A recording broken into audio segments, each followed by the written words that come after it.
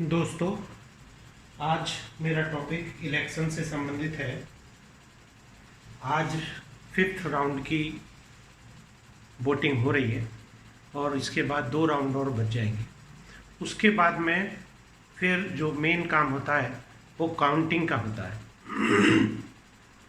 तो यहाँ अभी जैसे कि पेपर में और सोशल मीडिया पर, यहाँ तक कि सुप्रीम कोर्ट में भी जो एक रिट पड़ी हुई है उसके संबंध में आप सब लोग जानते होंगे, जिसमें कि इलेक्शन कमीशन पर ये कहा जा रहा है कि उन्होंने जो पोल का डेटा है जो 17C से कलेक्ट होता है उसको फाइनल करने में 11 दिन क्यों लगा दिए। जो फर्स्ट राउंड का डेटा था वो 11 दिन बाद फाइनल करके इलेक्शन कमीशन ने अपनी साइट पे डाला। तो इस पर दूसरी पार्टी काफ़ी ऑब्जेक्शन कर रही हैं और उसमें भी ख़ास तौर से इस बात पर कि ये जो डेटा है जो जब इलेक्शन के जो 24 घंटे के बाद जो उन्होंने दिया उसमें और जो 11 दिन बाद जो फाइनल डेटा दिया है उसमें लगभग 6% की बढ़ोतरी आ रही है, जो कि एक सवाल खड़ा करती है कि आखिर ऐसा क्यों हो रहा है कि 6% क्यों बढ़ गया ये वोट। तो इसमें मैं आप लोगों से एक बताना चाहूँगा कि मैंने अपने चैनल पर एक पोल डे मॉनिटरिंग करके एक वीडियो डाली है, जिसमें गूगल शीट का यूज़ करके उसी दिन किस तरह से हम जो 17C से जो पोल परसेंटेज है वो हम उसी दिन आराम से दे सकते हैं। अगर 6 बजे पोल ख़त्म हो रहा है तो आप मान लीजिए कि मैक्सिमम आप उसको 7 बजे तक या 8 बजे तक आराम से दे सकते हैं।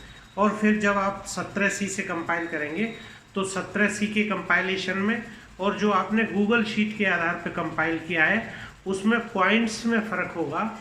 जैसे मान लीजिए 66.75 है तो ये 66.12 66.18 इतना हो सकता है, बाकी बहुत ज़्यादा अंतर नहीं होगा। तो ये अगर हम गूगल शीट से करने लगे तो मैं समझता हूँ कि ये वाली जो प्रॉब्लम है वो हमारी दूर हो जाएगी। तो अगर आपको ये देखना हो तो मैं सभी RO से कहूँगा कि आप मेरे YouTube चैनल पर जो पोल डे मॉनिटरिंग है उसको आप देख लें। वहाँ पर यहाँ तक भी है कि आपको रियल टाइम ये भी पता चल जाएगा कि आपकी कौन सी मशीन मॉक पोल के समय तक खराब हुई और कौन सी मशीनें बाद में खराब हुई हैं। तो वो भी आपको थोड़ा सा एफर्ट ये करना पड़ेगा कि गूगल शीट कैसे यूज़ करी जाती है, इसका पहले से ही एक प्रोग्राम बना करके आपको डालना है। सब लोगों का ईमेल आईडी ले लेना है और उससे एक यूज़र ग्रुप बना देना है और उसके बाद में मैंने जो वीडियो है मेरा उसमें आपको वो पूरी बात मिल जाएगी। और एक्चुअल में जब यूज़ करके उसके जो रिजल्ट्स हैं उनको भी देखेंगे तो वो भी आपको पता चल जाएगा। अब यहाँ पर मैं आपको काउंटिंग की कुछ चेकलिस्ट बता रहा हूँ कि जिससे कि काउंटिंग में आपको प्रॉब्लम नहीं होगी। जो RO हैं वो हर राउंड के बाद ये मिला लेंगे कि उनके कितने वोट काउंट हुए हैं, क्योंकि उनके पास अब ये डेटा है कि 17C के आधार पर किस बूथ पर कितना पोल हुआ है। तो आपको पहले से ही एक शीट तैयार कर लेनी है जिसमें जैसे मान लीजिए आपने गणना के लिए 14 टेबल्स लगाई हैं, तो उन 14 टेबल्स पे जो पहला पोलिंग स्टेशन आएगा पोलिंग स्टेशन नंबर 1, फिर दूसरी पर 2 आएगा, तीसरी पर 3 और जो 14वीं टेबल है उस पर पोलिंग स्टेशन नंबर 14 आएगा। इनके 17C के हिसाब से आपके पास एक शीट बनी हुई है जिसमें आपको पहले से पता है कि इस बूथ पर कितना पोल हुआ है। तो मान लीजिए पोलिंग स्टेशन नंबर 1 पर 432 पोल पड़े और 14 पर वोट पड़े 349। तो ये फर्स्ट राउंड में आप जोड़ करके यहाँ लिख लेंगे कि फर्स्ट राउंड आपका कितने वोट काउंट हुए। यानी फर्स्ट राउंड पर अगर मान लीजिए ये सारा जोड़ करके आपका यहाँ 12,000 आया तो आपको पहले से ये पता है कि 12,000 वोट की काउंटिंग हुई है और किस कैंडिडेट को कितना मिला है, फिर ये आपकी मशीन से आ जाएगा।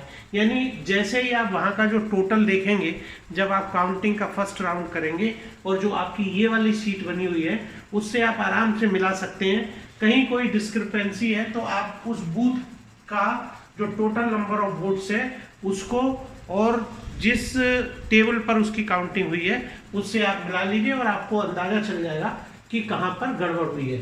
तो इसी तरह से फिर सेकंड राउंड में आएंगे। सेकंड राउंड में जो फर्स्ट टेबल है उस पर आपका 15वां बूथ चला जाएगा, 16, 17 ऐसे ही, जो 14 थी उस पर 28वां आ जाएगा।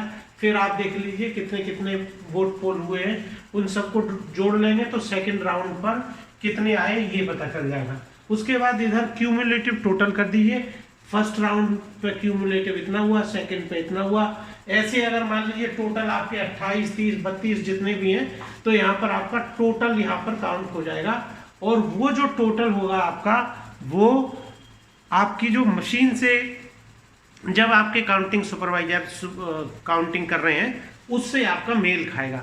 थोड़ा बहुत अंतर हो सकता है। मैं समझता हूँ कि अगर आपकी बिल्कुल कैलकुलेशन सही है तो कभी कभी तो आपको पता चलेगा कि बिल्कुल भी कोई गलती नहीं हुई है, और कहीं कहीं पर गलती हो सकती है थोड़ी बहुत, और वो गलती जो होगी वो आपको पता चल जाएगी कि किस बूथ पर किस काउंटिंग सुपरवाइजर की फिगर में कुछ अंतर आ रहा है। तो इस तरह से हर राउंड पर आप इसको चेक करते चले जाएंगे, और ये मैं समझता हूँ कि एक बहुत अच्छा आपके लिए एक चेक लिस्ट होगी, एक तरह से एक चेक टूल हो गया ये, जिससे कि आप उसको चेक करते रहेंगे, आपको कॉन्फिडेंस भी बना रहेगा।